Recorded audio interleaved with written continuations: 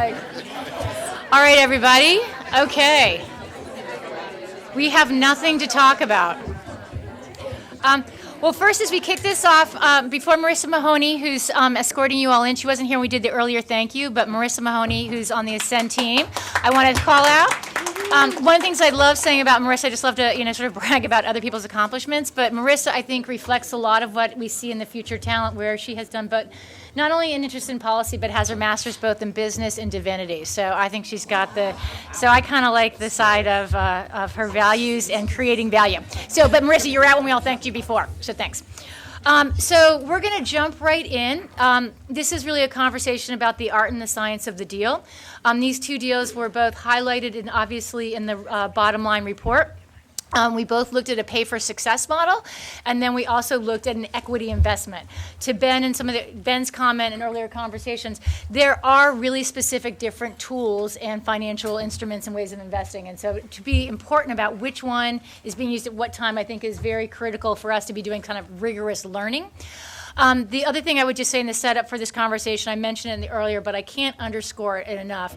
I think when we're talking about economic mobility and we're talking about cost as well as prevention and really about human capital, I think two of the most important conversations for us all when we think about what's keeping us up at night are the opportunities about investing early and so that all children have the chance to thrive, and also really tackling this ridiculous situation we have of the lost potential that's going into our incarceration, and how do we really think about pipelines to employment and potential. So with no further ado, I can't think of anybody who could moderate this better than Melissa Bradley, and also three other fantastic panelists to go deep. So thank you.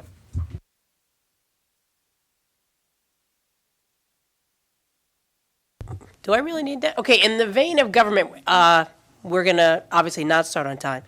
In the vein of academia, this class is going to shut down at 11:22. So with that, I just want to take two deviations. One, Zach Warner was also not in the room, and so I want to have him wave, if nothing else, for the people he spoke to on the phone. They know who he is back there in the corner. And I want to give a shout-out, I have to the one SIF grantee that I didn't call out, which is GHHI, which is doing a lot of great stuff around housing, et cetera. So thank you very much.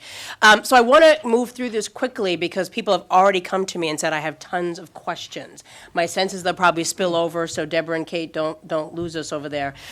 So this is a panel about the deal, and obviously I want people to be rigorous, because I think the questions that were raised in the first panel are, this is great, this is warm and fuzzy, but am I going to really make money, and am I going to have impact? And I think that these are indeed two models to do that.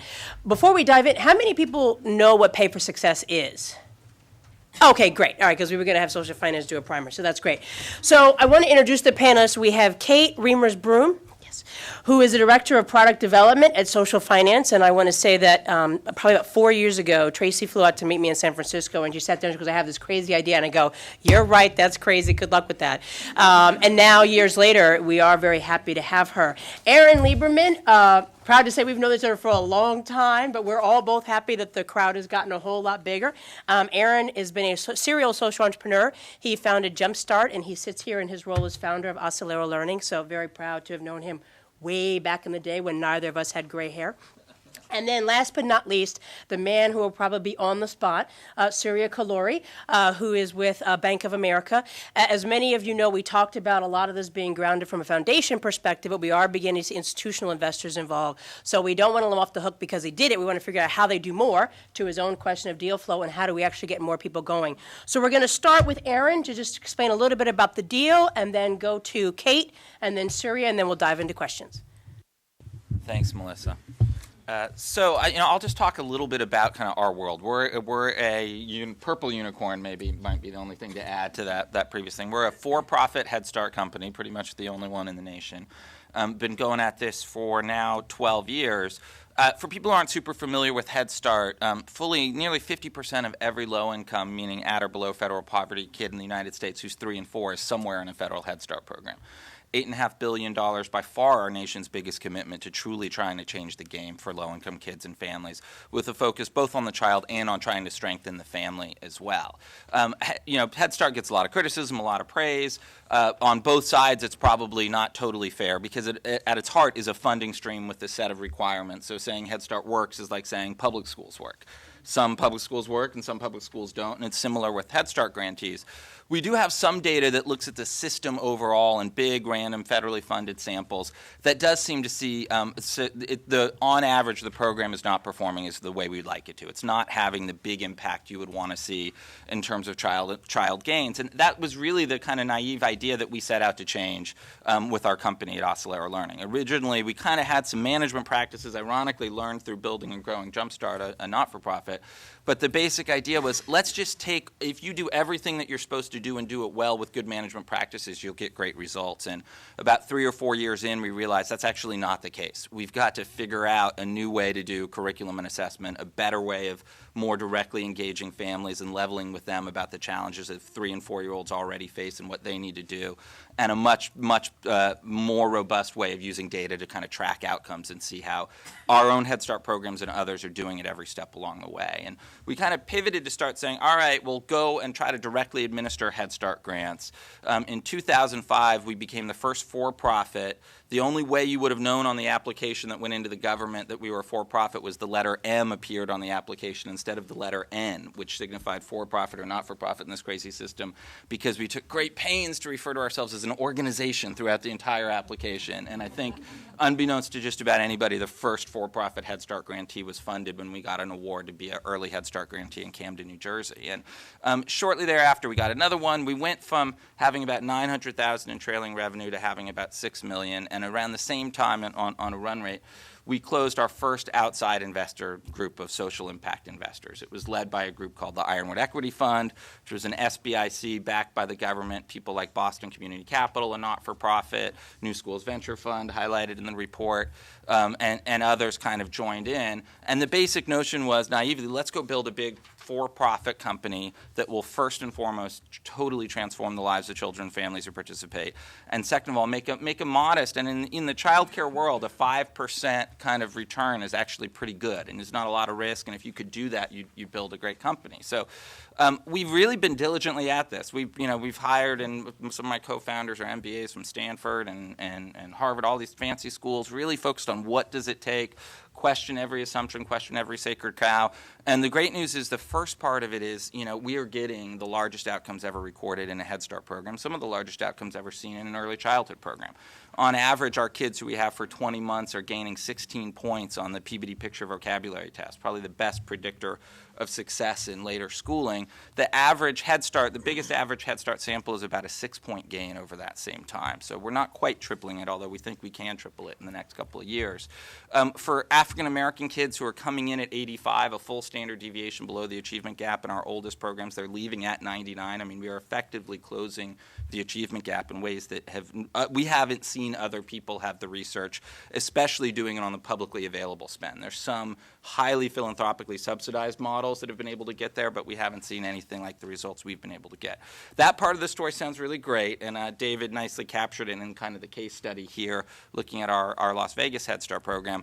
We had a modest proposition that was kind of the key to our economic model, which was if there's a 15% cap on admin in Head Start, which is money going to pay accountants, bookkeepers, and others, if we can take 2% of that and make a profit, right, and deliver these great outcomes, surely that's something everybody in this world would stand up for. And then Senator Clinton, God bless her, put it in a Senate reauthorization, literally got conferenced out. The counter argument is we would rather have the 2% of money wasted than have kids better served, by the way, because literally, I mean, that is the counter argument. You're only selected if you're the best grantee, if you can do a better job. Presumably a high-performing not-for-profit would beat you, right? So the counter argument, and this is what I wanted to say to the gentleman I talked about before, when you have the return expectation that Kellogg Foundation does, who is a Series B investor in us and has been a fantastic partner, you really deal with the profit that people don't like it in this world when you make money solving complex social problems. There's a huge bias at its core right there that's just the reality of it. Now, you can make money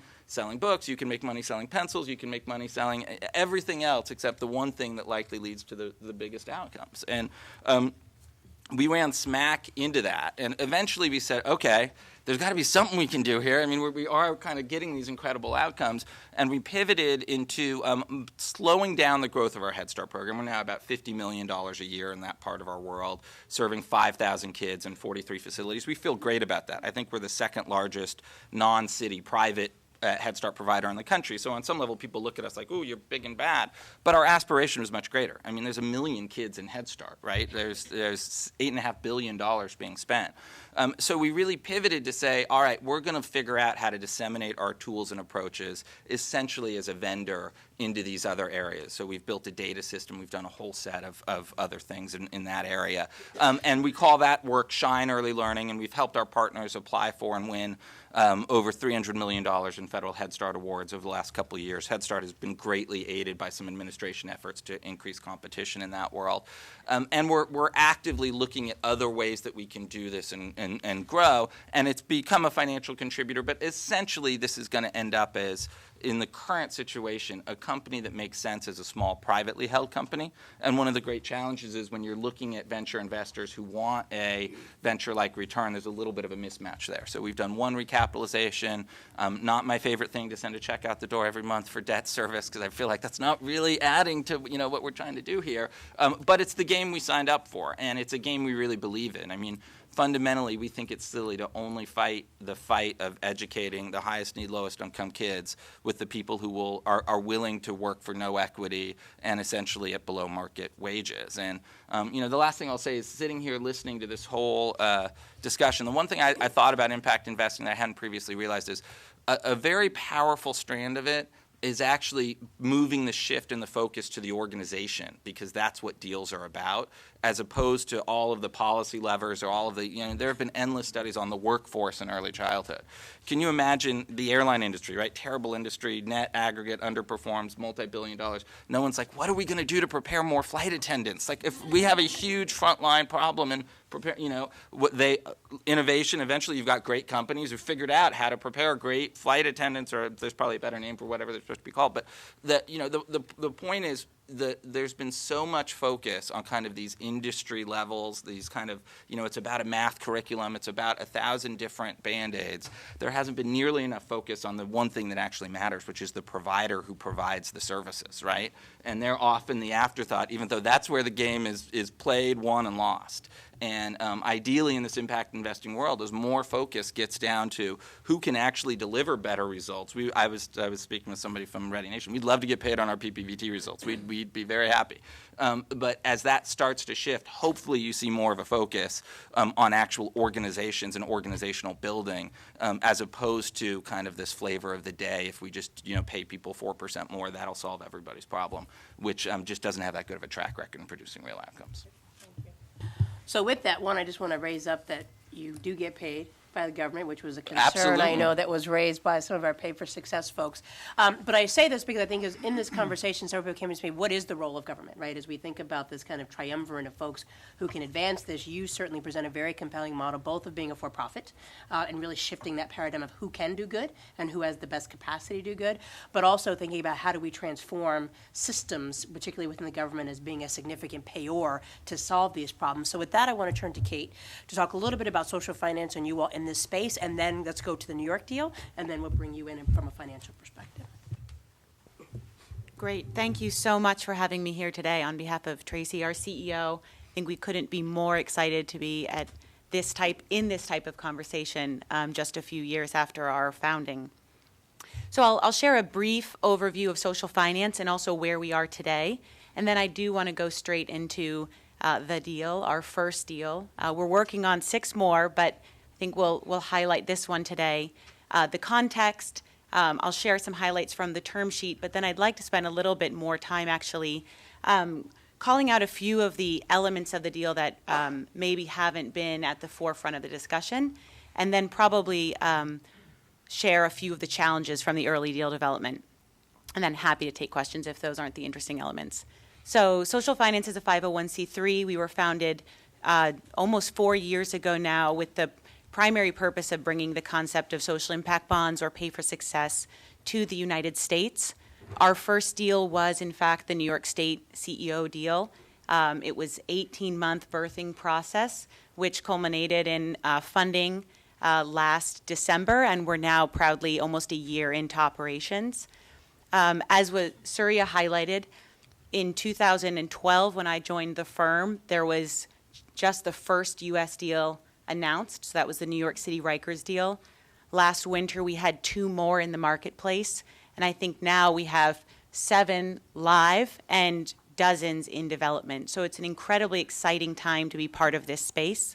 The one other broader context I'd highlight is that it started with recidivism, probably fairly obvious why.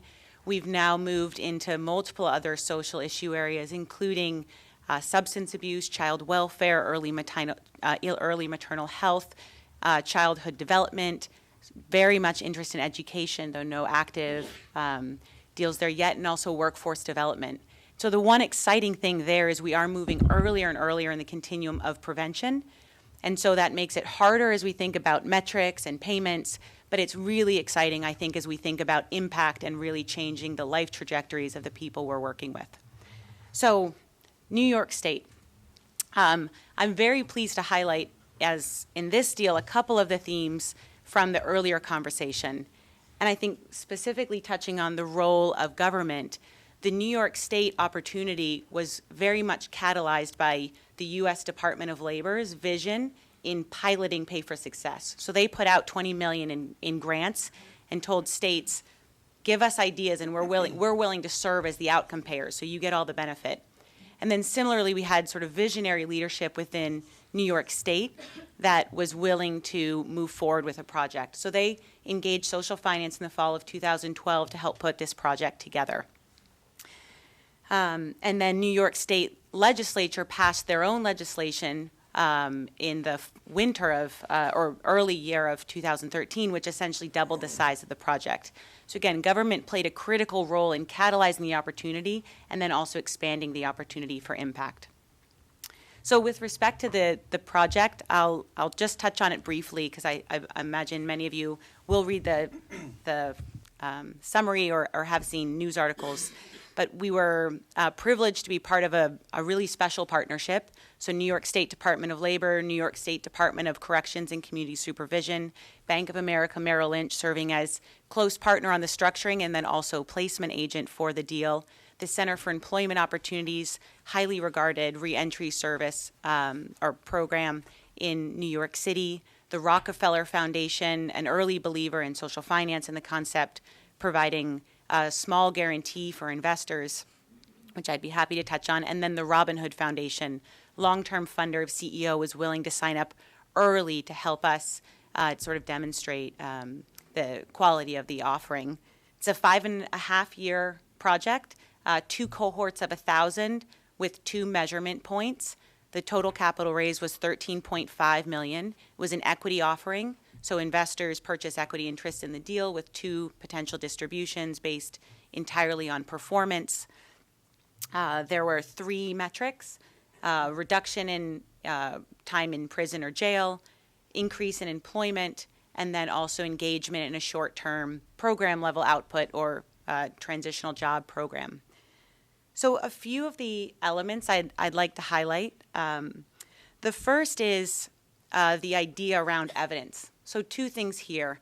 One is we believe this is one of the largest random control trials in the criminal justice space. So when we think about the impact of these types of projects, building the evidence for future policymaking and funding, I think this is a really exciting example of that. The second was building on past evidence. So CEO had gone through a random control trial. So I always hate to say they're proven. They're evidence-based at a certain point of time.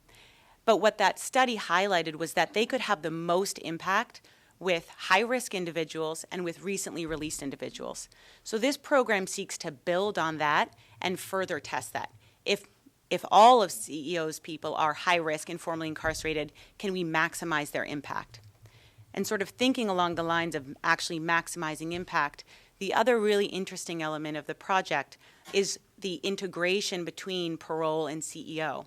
So what's hidden in the details is that this project actually provides CEO and Department of Corrections with an ongoing governance process that helps integrate them more closely so that on a weekly basis, CEO is sitting down with parole and saying, are we getting the right people? Did we have enough of the meetings? Are we hitting our metrics? That's incredibly powerful. And that's another of the underlying elements of these projects is active performance management. So we would say CEO is exceptional at doing this internally, but one of social finance's roles as the sort of fund manager, if you would, is to continue to provide active oversight and management. So I have an associate who we sit alongside CEO on a monthly basis and look at their data with them. We run analysis that they don't think about. They just are used to looking at it differently. We share it with them, see if it's meaningful, and if it is, their data teams are now starting to do that. So that also contributes to capacity building over time. And then the last thing I think we're proud to say is that CEO is fully funded. So they'd be the first to say in their contracts, 50% of their costs are covered, and so they have to go scramble for the rest. It's a huge amount of their time. In these projects, we're intentional about ensuring that the fixed costs, the variable costs, and even investments in, say, IT infrastructure or additional data resources are covered. Challenges are many, and I'm sure many of you have faced them in any deal you do or any public-private partnership you try and take on. The first was that this is the first time we're all doing this. So the learning curve is really steep. But I think if we go even beyond just that, all parties need to do things a little bit differently for this to work. So what I mean by that is government agencies, the way they contract, it doesn't actually fit with pay for success because investors are taking on the risk. So we have to think differently about termination rights. We have to think differently about appropriation rights. My friends at Bank of America Merrill Lynch, they're used to putting together equity-linked products with massive amounts of data. So they're saying, well, what is the level of data you have? How are we supposed to develop expected return calculations? How can we get comfortable with the risk of the nonprofit provider? The nonprofit is used to, well, they actually benefit the most from all of this probably, but they're not used to getting sustainable funding, not used to being able to say, well, here are my outcomes that I think I can achieve. So we need them to be confident. And so that's a challenging dialogue, and I think social finance's role is to sit at the middle of that and try and translate. Then the last thing I think I'd highlight is just that there are tough terms and conditions in all these projects, and that's no different than any deal. And so we always say a deal dies, I think it's 7 times before it is actually born. And so there's, as much as the partners have a will to close and are excited to do something innovative, there's just challenges in the day-to-day of the transaction life. I think one of my favorite examples of this was when we were thinking through how to manage appropriation risk. And then the sort of analog to that in the government world was, well, how do I manage funding risk? How do I trust that the investors are actually going to give the capital when you call it? And so we're saying, well, there's very standard terms around that, and we have access to accounts. And then we're saying, well, how do we know you're going to pay when you say you're going to pay? Mm-hmm. So there's all these sort of conversations that have to happen, and then you have to develop strategies to build trust and then also build in risk mitigation strategies into the contract. So I'll just pause there. Great. So to that point, I think all these deals are relatively complex, but certainly when you talk about from an institutional perspective, there's very little standardization, which is counterintuitive to what institutions do. So I'd love to, being the first to offer this opportunity to qualified investors, talk about what did it take to get this done inside the institution, how did you get them, and how did you manage some of that to the investors and to your colleagues? Well, that's a great question. I'll add one quick nugget to what Katie just added, great summary of the deal. But as an investor, you want to know what the return is, right? So the expected return out of the deal was 4 to 6%, but we capped it at 12.5 because we did not want a headline that said investors are making, above normal returns on the prison population in New York State, right? Mm-hmm. So we capped it at 12.5. So that's a little quick add to what Cait just said in the deal summary. But it's important to understand the investor mindset. So impact investing. So what is the investing part of that equation? So why would the investment management businesses at Bank of America, that includes Merrill Lynch and U.S. Trust and Merrill Lynch, the total assets under management there are $2 trillion, right? It's a big business to manage. So why all of a sudden would this large organization be interested in impact investing, which you would traditionally think fits with philanthropies and other NGO type of organizations? And the answer, it turned out, is pretty simple. Our clients want it. Right? So if you think about the example that was given about the young person in the foundation's family being a force for change, think about that multiplied in the millions. at our organization. So here's a startling stat that came out when we did a client survey, also supported by all the anecdotal information, that half our clients, right, half our clients said that they would like to talk to their advisors, so the Merrill Lynch thundering herd, right, want to talk to their advisors about reflecting their values and their family values in their investment portfolio. So when I first saw that return, I said to myself, did they mean philanthropy? Is that what they're talking about? They want to start a foundation? So we did it again. And it turned out that it was their investment portfolio. They want to reflect their values in their investment portfolio. So when we dug into the data of half the clients, first it was 45 in 2013, then became 50 in 2014. So when we dug into the data, male, female, right? So 50% is in the middle, 60% female, 40% male, right? So think about the implication of that. The implication of that is we know demographically women live longer than men. And if you think about the Merrill Lynch client and the transfer of assets from one spouse to the other, if our advisors don't have that conversation that 60% of the clients want in the female population, we're going to lose the opportunity to build a relationship when the money is in motion, right? Similarly, when you dug into that 50% data by age, from silent generation to millennials, right? In the silent generation, it was what I thought the whole number would be, about 20%. Want to have a conversation to reflect their values. Guess what gets to, by the time we get to the millennials, to the point that was just made earlier, 80%, right? So now you think about wealth transfer from the boomer generation to the next generation of millennials, and you want to capture that money in motion, you don't have this conversation, we're going to be toast, right? So when we think about strategically the future of our business, we need to be talking impact investing, right? So that's why a $2 trillion business is very keenly interested in having this conversation. And in terms of, so we've done a lot of research on this, so environment pops up a lot, education pops up a lot, homelessness pops up a lot. So when we think about deals, these are areas that we are pretty, strongly focused on. Now, we're also in the business of creating market sectors. So, if you think about a municipal bond deal that might be $500 million, and you compare that with a $15 million deal, it takes a lot of $15 million to build a sector, which is why I asked the question at the beginning, how do you build a pipeline? So what does it take to build a capital market sector in the impact investing space, right? So the first is obvious, you need returns. And obviously, we want to measure social return and investment return, but you need metrics. The second is you need plain language disclosure. Financial services is already complicated. Now you add to that a social dimension, it just becomes an unfathomably complex conversation with clients, as we found out when we were trying to place the deal.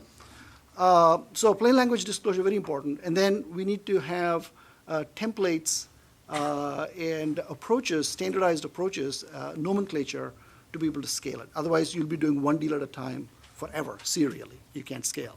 So those are pretty important things to think about when you want to build up a sector. And there's a lot of lessons learned for us from an investor mindset perspective as to why did they invest in this first deal to begin with, the qualified buyers. And it was a rather surprising discovery for us because we spoke to about 250 or so clients, about 40 ended up investing. $100,000 was the minimum, but the average was about $300,000. And the number one reason was not return.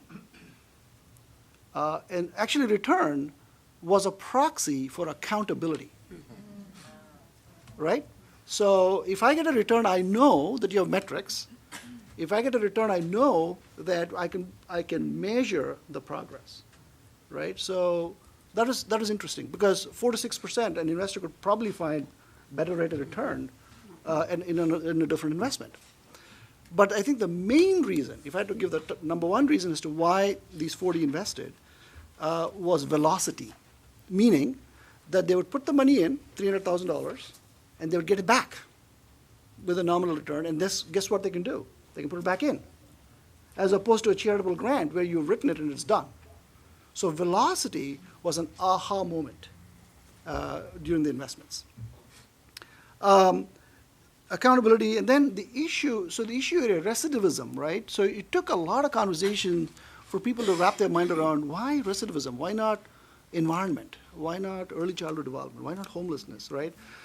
Because there was only one deal that we had to take to the trial, right? But the thing is, the recidivism issue for our investors did not animate them. So for example, we just published, in partnership with Social Finance, a study on pay-for-success opportunities for the U.S. veterans space, right? So soldiers coming back from Iraq and Afghanistan. Guess where that's going to rank in terms of issues that investors want to invest in, right? It's going to be like sky high. So when I think about, is it accountability, is it return, is it velocity, is it the issue, I think it's going to depend on the type of issue it is, where the issue itself is going to rank.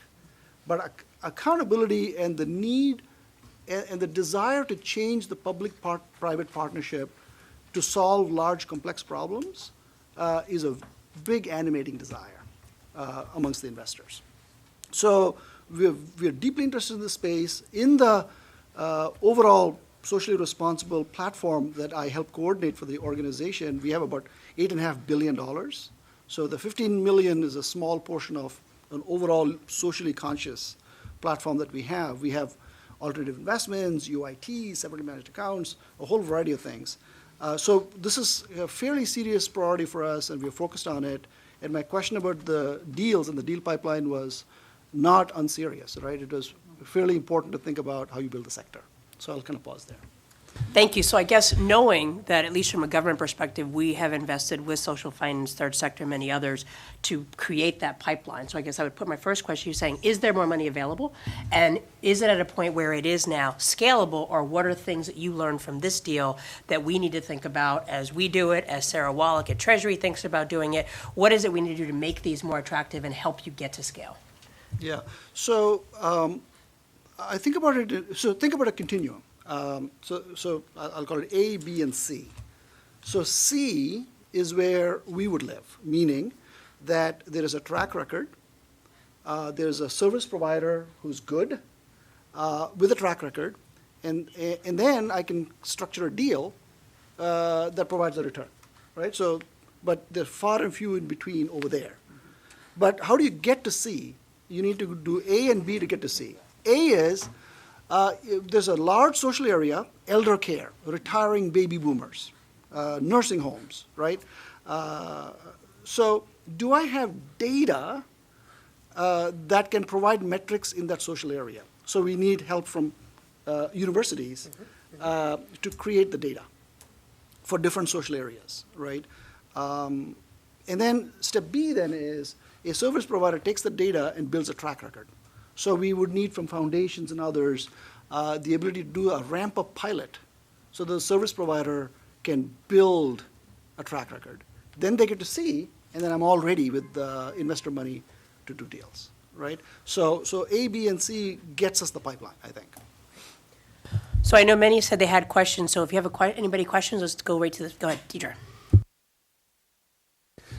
Hi. I actually have a comment and a question, and it relates to kind of the subject matter or the space where the National Council on Crime and Delinquency is looking to expand the pay-for-success activities. And the comment is that there was a statement about how government seemed to be uncomfortable with the idea of putting money into Head Start to a for-profit organization. And I find that interesting, given their willingness to put money into corrections in the for-profit world and the huge prison complex that we fund regularly. So I think that there's an interesting conversation to start with there, and to sort of question that, particularly if we look at the kids that are in Head Start and the impact many of their communities and their individual families have from the incarceration process.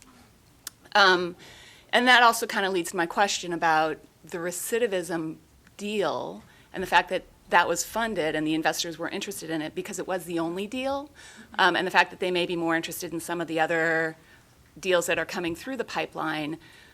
because when we look at it, we see that, the concept of mass incarceration, the concept of high recidivism rates are so closely linked to things like economic stability and economic equality. And I would think that so part of what my question is, how do we start to talk about that, we NCCD, but we broader, so that investors are interested in those deals that are harder, but in many ways have the potential for a larger multiplier impact. If we can address some of those root causes of what prevents job stability because you have high rates of incarceration or felony convictions in some communities, if we can start to address some of those root causes of some of these issues in a way, we may have the opportunity to have a multiplier impact in a different way. So I wonder if any of you have any comments on that.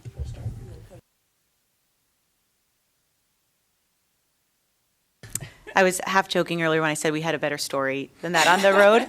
So I think for some investors, I think they don't have the sympathy for that population. They don't. So let's just put that group aside. Right. But I think there were many who we were able to talk to them about public safety, about family health, about community stability and economic stability, about re-engaging with the workforce, and this being also a workforce development play. And that started to resonate. And so I think that while for many who may be much less familiar with, first of all, what recidivism even means, but secondly, with the formerly incarcerated population, there's just a steeper learning curve. So, Surya, I'd be interested in your thoughts, but I would say start early on the education with respect to why it matters in the broader context. And also, if you can find a couple leading investors who are very sympathetic and can help you tell that story, that can also be really powerful. Yeah, the only thing I would also add is that when we first started talking about the deal, we talked about it in dollars and cents terms, right? And we just lost the audience. Because financial engineers said, oh, look, it's a really interesting deal, private equity, 4.5% return. And they were like, what is this recidivism thing, right? So we flipped the story. We started with the social problem first, and then said Bank of America is behind this to help solve it in a creative way. That kind of unpacked a lot of investor interest. The only other caveat I would add to the recidivism versus other social opportunities to improve is, we do have, several million clients, and the several million clients will have different types of interest. Mm-hmm. So let's say a client is sitting on the water board of their local community. They're going to be interested in water, right? So it's tough to go tell them, care about something else. But our insight is there are enough clients with enough diverse interests that you would find the pocket for a particular deal, mm-hmm. right? But starting with the social problem first was a fundamental insight for us. So I was going to ask you, Aaron, if you could speak to that, both from you're dealing with children, which typically woos everybody over, but also how did that play? But also how did it play to not just the government, but also being a for-profit? Were investors excited by that, or was that a turnoff to your point? Well, to Ann's point in the opening, if you look at the success of for-profit education-related investing, very little has directly impacted low-income kids and families. There's been a lot of stuff in larger K-12. It's largely selling to like suburban school districts. But there was a lot of excitement. I mean, that was and a lot of, as our lead investor said, being in an industry where profit is prohibited is not a good thing from my perspective as an investor. And I think the willingness, and David spoke to him in the case study, the willingness to do that was based on kind of that excitement. I will share our Camden Early Head Start Center is directly across the street from the county jail, literally face each other. And every day when I'd leave there, I'd look up and I'd see, what's going on over there and think we're fundamentally trying to close that place down. And, we've known for a long time that a fraction of what we invest in that end invested on the front end would have a huge impact. But the reality is a third of probably what we spend federally right now has no impact, and we're spending it because it's low-providing performers, and that might be a conservative estimate. So we're trying to get the focus to shift to not just access, which is critically important. There's still low-income kids who don't have access, but actually performance. And that's the vehicle that we think that might be available here. And sorry, I'm really curious in that like ABC segment where Bank of America's philanthropic giving sees themselves, and are they focused on growing A and B? Because the power of hearing about the Rockefeller Foundation and others is the notion of all of these things working together. And I just think, I don't know if you've ever walked, I don't even know if these are big silos that are hard to even talk to, or if there's a notion of, hey, if you can go fund these things and start up these things that look like this, we can get them here in 10 years. Because I think you're dead on that there's not enough of the A's and B's to get to the C's. Yeah, it's a great question, and we work very closely with the foundation, Bank of America Foundation. Some of you might even know the head of the Bank of America Foundation, Kerry Sullivan, and deeply interested in transforming and being a convener in rethinking how philanthropies approach this space. So, program related to impact investing is a trend that we strongly see. And in fact, I was at a convening that Bank of America Foundation had to all our grantees. And I was asked to talk about pay for success to those grantees. And the message is pretty clear, right? Data is important, metrics is important, accountability is important, right? What was the reaction, by the way? I got a lot of follow-up calls. So I'm watching the time. So if you have a question, raise your hand. Only ask a question. Save your comments as they're running out the door, and we'll do a round robin, and then I'll get the three of you to do closing comments. Barbara. I got Thanks. Barbara, John, and the gentleman in the corner, and I got Dave. We'll get David last. Okay. So all of you have alluded to these different cultures and mindsets. You have private investors, you have kind of foundation mentality, you have public sectors you have to deal with. We have to get over this case by case doing this because it's way too expensive. So what kind of tools can one invest in order to get people to start seeing the problem with the same lenses so that we don't spend a lot of time doing that when you're structuring deals? The second thing, I would be really remiss if I didn't ask this question. At the World Bank, we've been doing this for decades. So we have lots of private provision of social services, results definition, targeting to poor clients, years of public-private partnerships and how to structure the sweet spot of getting subsidies and government regulation right in order to get the private provision and the private investment going the way it's supposed to. Do you guys look at what's going on in Brazil, in the Philippines, in Kenya?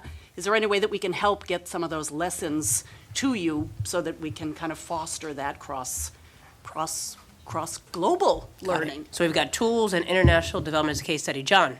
Yeah, John Termary, just related question. So it sounds as if, Mr. Kolluri, you're sort of lining up high net worth individuals, selling them on a deal. It's all very tentative, and eventually you get hopefully sufficient interest. What about a model in which it's more like a mutual fund? It's much more simple, much more flexible. The ordinary investor is not scrutinizing what's the components of the mutual fund. It could have SIBs and other kinds of socially responsible investments, and there's several steps removed, and then you're integrating SIBs into it along with getting other kinds of investments. Okay, alternative tools. Yes, sir, in the corner with the glasses. And then David, you're last. Make it quick. My name's Tim Rudd. I'm a research associate at MDRC. We're the intermediary on the first U.S. SIB in New York City. And this conversation has a pretty heavy investor focus. I was wondering, I've come to see SIBs as a testing of social financing for government. Government can't currently use that to pay for social investments. Do investors see any value in the proof of concept of being able to pay for social investments using debt in terms of making it so government can actually borrow in that way in the future? Okay, so we've got mutual funds and debt. David, you got the last word. David Banks is the author of many of the case studies. Thanks. It just picks up on Surya's comment about sort of headline risk and Aaron's comment about people not wanting to make money on solving social problems. And I just wonder whether SIBs are stuck or are capped as how far they can go, because you can't now talk about returns, which would presumably get it more into mainstream investing markets because of that kind of headline risk, which we're starting to see. And so is it really going to stay in a kind I think even Surya, some of the investors were sort of foundations, and you mentioned they were doing it as sort of better philanthropy, not necessarily better investing. So are SIBs going to break out of that kind of smaller bucket into the larger world of mainstream investing? So we're going to have Surya, Cait, and then Aaron. Final comments. So I'd like to echo Deborah's comment to my question earlier, which is, a pay for success contract is only a tool. Think of impact investing as a broader sector. And I really like the debt question and the social finance fund question, because what both those do is make the time to market faster, right? Because you're not doing a deal and then chasing to place it, that you're raising a fund and then placing it. And I think both of those are attractive. The question is, if you raise all that money, will there be deals? And is the money just sitting like they're sitting in donor advised funds, right? So you got to break through that conundrum. But I do like the debt financing question a lot. And then finally, I just wanted to offer a quick thank you to the World Bank, because in partnership with the World Bank, we did green bonds for the first time to providing to retail investors directly. So. Okay, so with respect to where we can learn, I think we do try and actively learn, particularly from the history in the U.S., and so I think I'd be thrilled to follow up with you to learn more about international opportunities. On the headline risk as a limitation, I think there has been increasingly sort of criticism or skeptics voices out there, and I think we see both competition in the space, but also criticism as important and healthy in terms of developing a robust marketplace.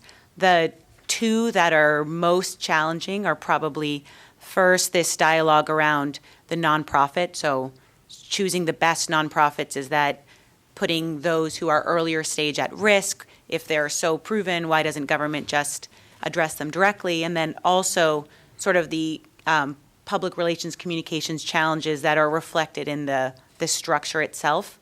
So I think in response to those types of both headline risks and also real concerns and criticisms, there's a couple of things we broadly need to do as a field.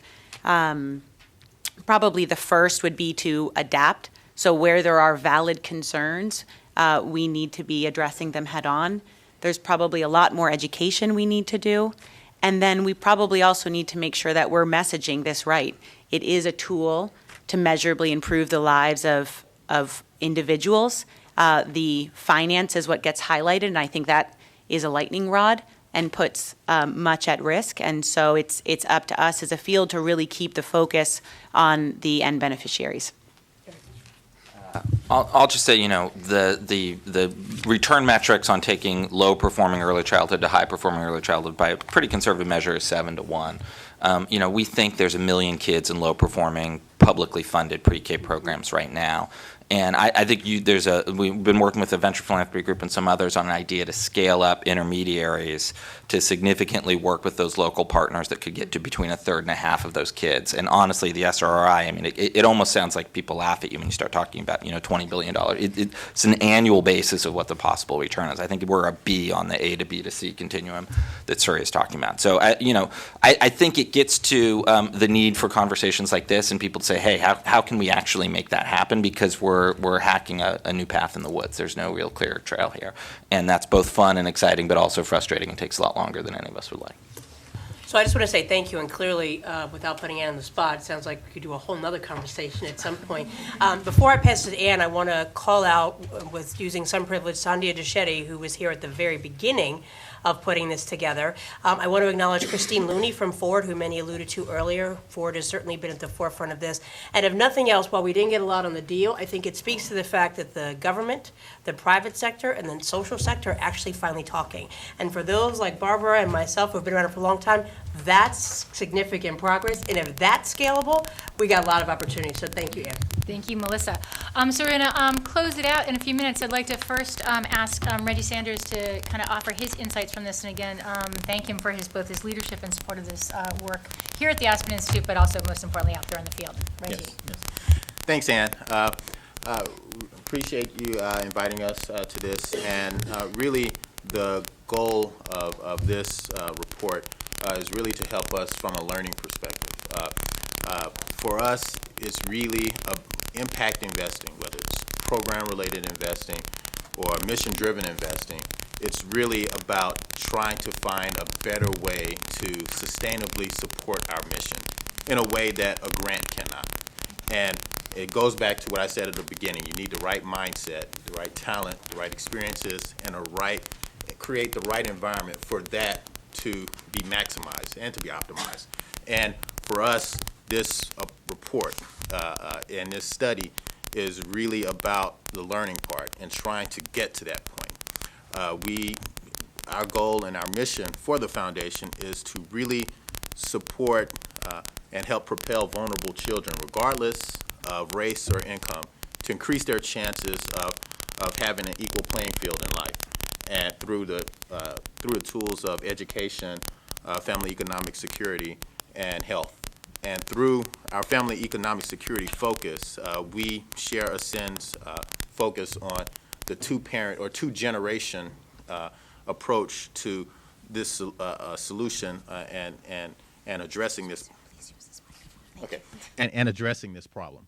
And that's the focus for us and the reason why we participate in the support of this study. Thank you so much, Reggie. Thank you so much, Reggie. Thanks to everybody who came here. And everybody who contributed to make this report, which is really just a sort of a physical, tangible product of what's actually happening out there in the real world. So a couple quick thoughts I want to share. One aha from the conversation, I think, is the word accountability. I think that's a really important when we're thinking about, okay, 50 years ago, there was a real political, public will to declare war on poverty.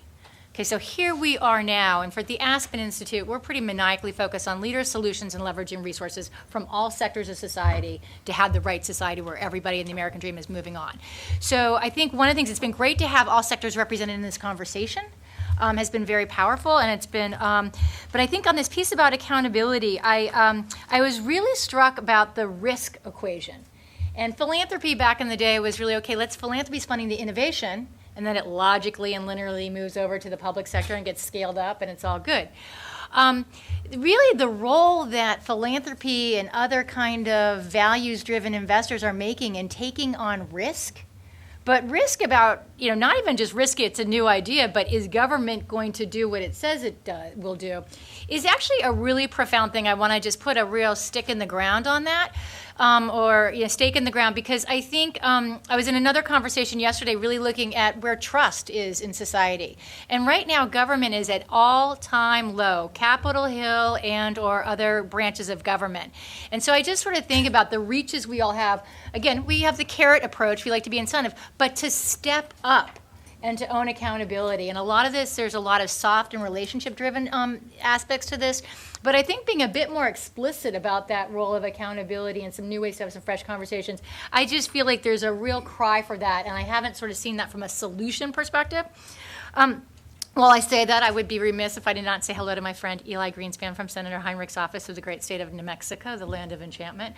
But but I call out because one of the things we've been in some sort of just kind of discussion conversations where I think talking about how we have an intergenerational cycle of opportunity versus this poverty cycle. And sort of long-term here at Aspen, we're thinking about how you go from some of the capacity all the way down to equity, and we think about the partnerships we've had with Acelero and others, but how are we doing some sort of two-generation approach to this work? So I hold you up as I think some of the leadership that will help move this forward on Capitol Hill, among others. So there's that piece. The other piece was we found, and I didn't raise this up before, was the power of social capital. In the survey from the institutions, when people said, where did they really get a lot of their best deal information? Referrals, networks, formal and informal. And social capital at its purest sense is those trusted informal and formal relationships. And so when we're talking about, raised by different people in the room, the issue of scale, who gets in the room and how, who gets to know whom and how. We're very cognizant, I think, at the Aspen Institute as a convening power. We're always trying to open it up. But I just sort of would challenge all of us as we're walking out of here. This is just one product of the many platforms that you all have. But how do we keep keeping those connections, keep growing those networks? Yes, some of them are at the smaller tables, but always have an eye towards the larger tables and asking the right kind of questions and the right ahas. So we stand to be a part of that. It's a many-faceted platform. Social finance and others have done great jobs. But we will do a follow-up monkey survey or whatever those follow-up surveys are called, because we don't have enough conversation to get your survey monkey. I clearly, technology. That would be what I would have. That would be. That may be the end result. It might be.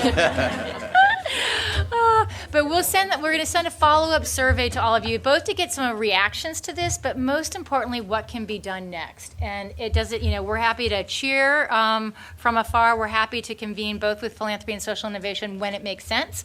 But my sense is there's a lot of great work that can happen from here going out. And so again, the contributors are at a great place to also keep that moving. I would be remiss, one thing you'll probably hear about later on, we've been in partners with I2 Capital, which has been a great private sector partner. They're going to be working with Aspen Institute, taking the lead on actually having some deal-focused conversations with really investors later in February. And so that might be something you hear about down the road. So finally, lastly, in closing, a lot of times we talk about what's the public will, what's the political will. So let's all go together and have an investment will that really makes sure our motivations are living up to our mission. So thank you all for coming. Thank you, Ann Kellogg. Sandhya, great to see you. And we'll be around for a little bit more networking, but thank you, everybody, for making the time and making the trip.